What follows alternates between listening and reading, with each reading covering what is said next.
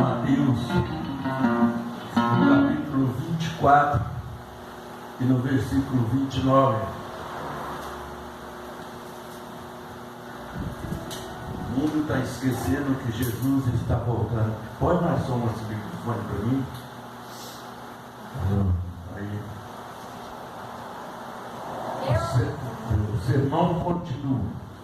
A vinda do Filho do Homem. Logo depois da aflição daqueles dias, o sol escurecerá, e a lua não dará a sua luz, e as estrelas cairão do céu, e a potência do céu serão abaladas. Então aparecerá no céu o sinal do Filho do Homem. De todas as tribos da terra se lamentarão e verão o Filho do Homem vindo sobre as nuvens dos céus com poder e grande glória. E ele enviará o seu anjo com rijos clamor de trombetas, os quais ajuntarão os escolhidos desde os quatro ventos e uma a outra extremidade do céu. Aprendei, pois, esta parábola da figueira. Quando já os seus ramos se tornam termos e brotam folhas, sabeis que está próximo do verão. Igualmente, quando verdes todas essas coisas, sabei que ele está próximo às portas. Em verdade vos digo que não passará esta geração sem que todas essas coisas aconteçam. O céu e a terra passarão, mas as minhas palavras não hão de passar. Amém? Deus, abençoe e manifeste o seu poder e a tua graça.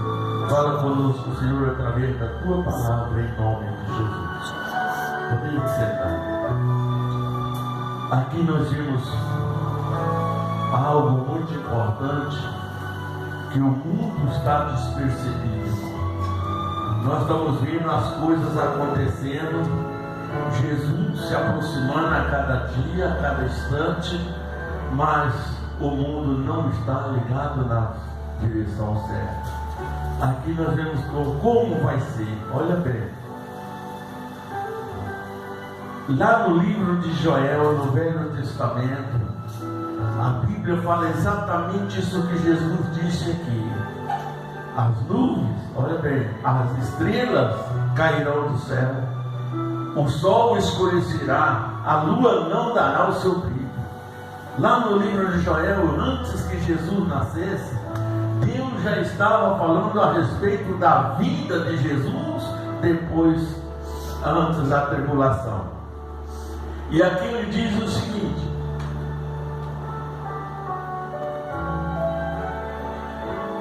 logo depois da aflição daqueles dias, o sol escurecerá e a lua não dará a sua luz, e as estrelas cairão do céu, e a potência dos céus serão abaladas. Por que a potência dos céus serão abaladas? Porque naquele dia, irmão, haverá um movimento muito grande, como nunca existiu desde que existisse o mundo. A vida de Jesus, ela vai abalar mais as estruturas dos céus e da terra do que a criação do mundo. Porque na criação Deus estava formando, e agora Deus está colhendo aquilo que Ele semeou durante o tempo inteiro. Hoje eu estava conversando com a missionária e eu estava vendo aqui a lei da semeadura. A lei da semeadura, irmão, ela é bíblica, ela é real. Às vezes eu estava falando, a gente às vezes sofre por situações que às vezes não sabemos, né? Às vezes fala, por que eu sofro tanto, né? Alguma coisa mas muitas vezes nós sofremos pelos nossos erros do passado. Ah, missionário, mas Jesus não perdoou nossos erros? Sim, Jesus perdoou, mas nós não podemos esquecer. Amém? Porque a hora que nós esquecer dos nossos erros, nós vamos cometer ele de novo. E aí, o perdão é diferente. Amém? Aqui a Bíblia está dizendo que nesse dia, você já pensou, o sol está quente como estava hoje, né? De repente escurece tudo, fecha o tempo, escurece tudo e você não enxerga mais escuro que a própria noite. Você chega ao horário da noite, você olha para o céu, não vê uma estrela, não vê a lua, não vê nada, tudo está acabado. Houve simplesmente um estrondo de grandes trombetas dos anjos que está dizendo, mas no meio disso tudo aparecerá o Salvador. Amém? Aparecerá aquele homem que tanto esperamos. Infelizmente não é todo mundo que espera, porque eu creio assim, quem espera Jesus se prepara. Ele está vindo, nós não sabemos a hora que ele vir. E se nós não estiver preparados, vamos ficar. E a dor que vai passar depois é muito maior. É muito difícil. Às vezes nós achamos ruim, às vezes alguma coisa que a palavra de Deus nos cobra, né? Nos exige de nós, para nós consertarmos a nossa vida. E às vezes nós achamos difícil. Mas muito mais difícil vai ser, irmão, a hora que Jesus aparecer no céu. Para quem estiver pronto, não, vai ser uma maravilha. Mas para quem não estiver preparado, vai ser um terror. Para muita gente que acha que está preparado e não está, também vai ser terrível. Porque aí eles vão fazer um julgamento em si próprio. A Bíblia diz até na palavra de Santa Ceia, se nós julgássemos nós mesmos, não seríamos julgados. Mas quando somos julgados, somos repreendidos pelo Senhor para não ser condenados com o mundo. Então, quando a palavra nos cobra, a maior justiça que pode fazer é você entender que Deus está vindo e que Ele quer você. Ele não quer te jogar fora, Ele não quer te desprezar. Mas às vezes nós não olhamos para esse lado. Mas haverá mais então. Então aparecerá no céu o sinal do Filho do Homem. Você já pensou, irmão? Depois de todos esses acontecimentos, você olha para o céu, você vê Jesus? É uma maravilha, né? Para muitos vai ser, mas para muitos não.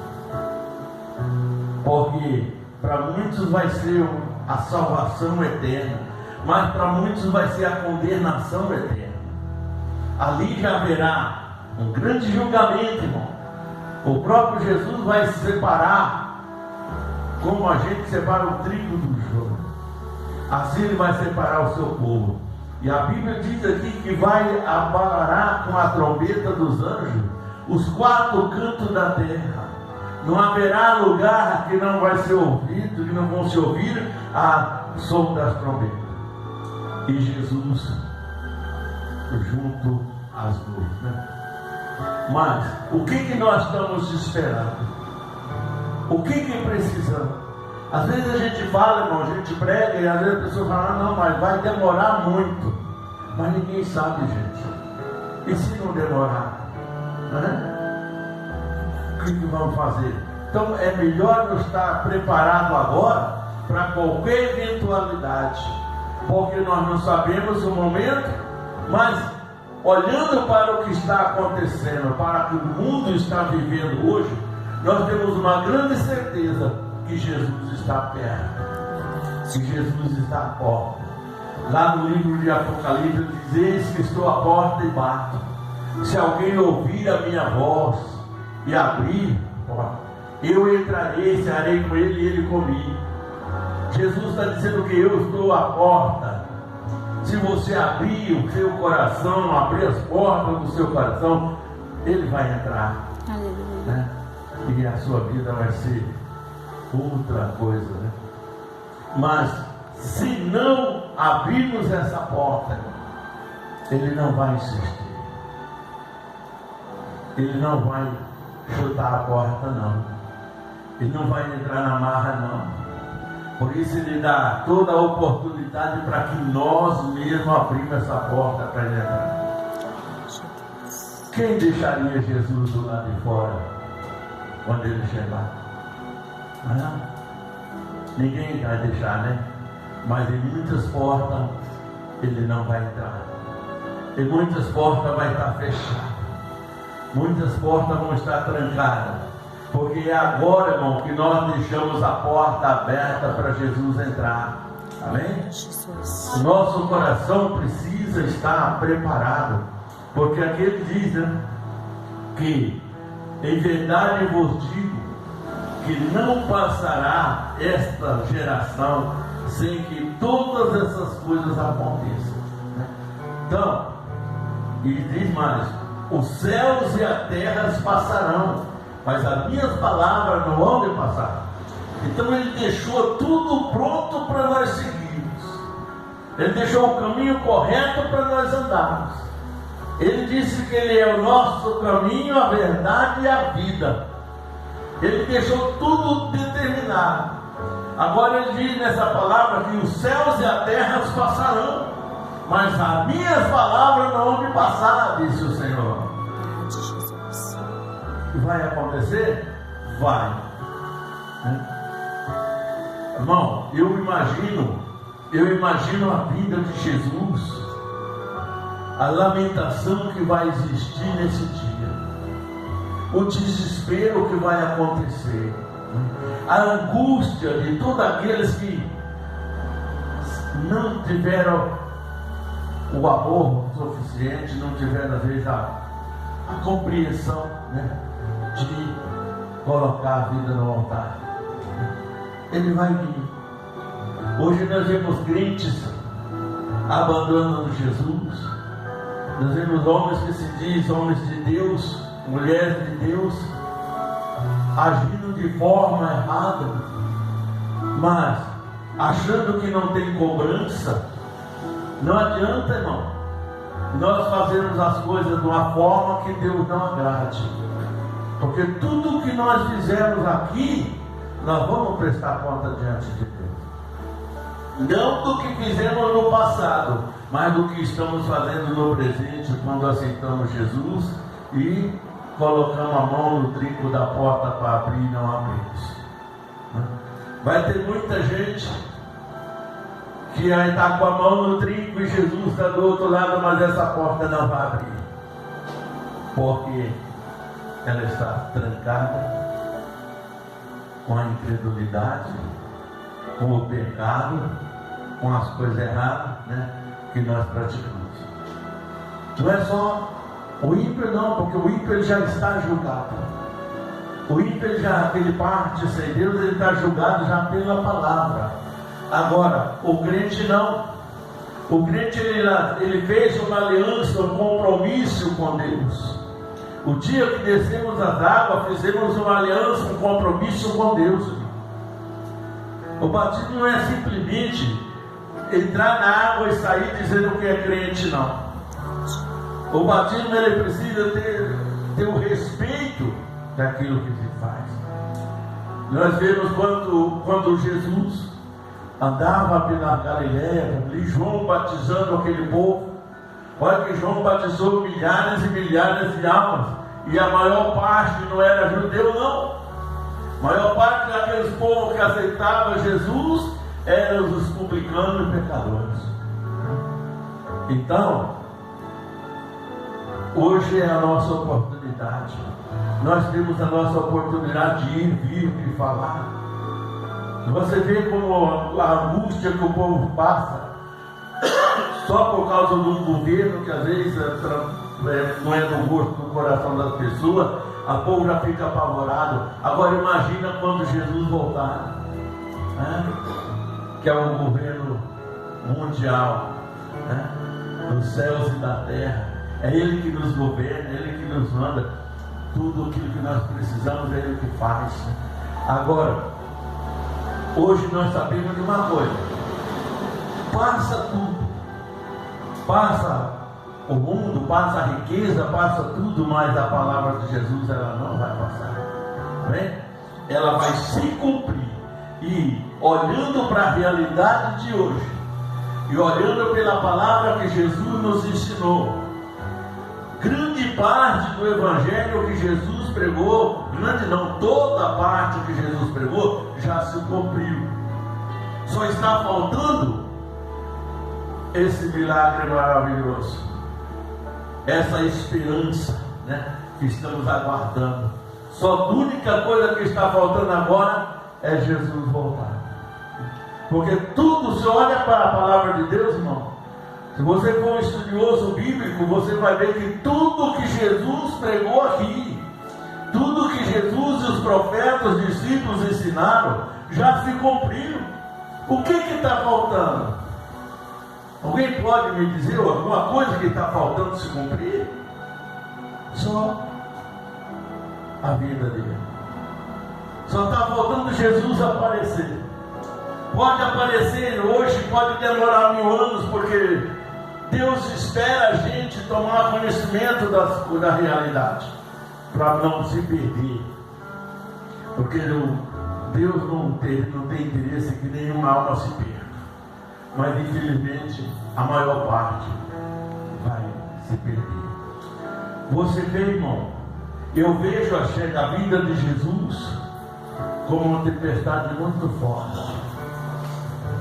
Às vezes você vê um pé de fruta cheia, super carregada, principalmente a manga, né? A manga dá muita flor, muita coisa. E quando vem aquela ventania, aquela tempestade forte, você vai ver no outro dia está forrado de frutinha que caiu, não é? Não é assim que acontece? Você já imaginou? A vida de Jesus vai ser muito maior do que isso, não é? Então, a gente vai observando aquilo que acontece na natureza, e nós vamos vendo que Jesus está pertinho e ele se revela para nós na natureza, irmão. Olha bem, quem pode com a força da natureza? Olha esses meses de janeiro, quase todo mês de janeiro, sei que você assiste televisão, você vê o sufoco que o povo passa em São Paulo, Minas, vários outros estados, né, de tempestade. Isso já está começando a vir para o Paraná também, para vários outros estados. Nós estamos vendo destruição dessas formas já em várias partes do Brasil e do mundo. E o que é isso, irmão? É a preparação de nós orarmos, abrirmos a nossa mente, nosso coração e observar que Jesus está à porta. E nós precisamos tomar uma posição, porque senão, se esperar ele aparecer nas nuvens, irmão, vai ser tarde demais. Não adianta mais. Por quê? Porque aí já se passou. Aí ele já vem como juiz. Ele não vem mais como advogado para nos livrar do pecado. Ele já vem como um juiz para condenar o pecado. Amém? Então, é o que nós precisamos fazer agora. Tomar posse daquilo que nós podemos hoje. Abraçar Jesus, examinar as Escrituras com carinho, com dedicação e procurar entender o que Deus está falando nos últimos tempos, né? Muita gente às vezes não está preocupado com riqueza, com bens materiais, mas existe coisa mais valorosa para Deus do que a nossa alma, irmão? Deus não quer saber de dinheiro, Deus quer saber do nosso amor, da nossa alma. Ele mesmo disse que a nossa alma vale mais que o mundo inteiro. Então vamos valorizar isso que Jesus valoriza em nós. Deus nos dá o devido valor e nós jogamos aqui tudo o que Jesus faz na lama.